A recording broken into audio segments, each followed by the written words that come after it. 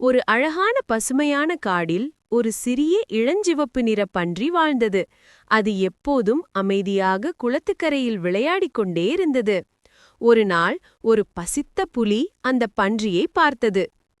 இதுதான் இன்று எனது உணவு என்று நினைத்தது. புலி புதருக்குள் மறைந்து மெதுவாக அணுகியது. திடீரென புலி பாய்ந்தது. பன்றி ஐயோ என்று கத்திக்கொண்டு வேகமாக ஓடி தப்பித்தது. அது ஒரு பெரிய கல்லின் பின்னால் மறைந்து மூச்சுவிட்டது. புலி சுற்றி வட்டமிட்டு தேடிக்கொண்டே இருந்தது. அப்போ பன்றிக்கு கண்ணில் பட்டது ஒரு ஆழமான களிமண் குழி.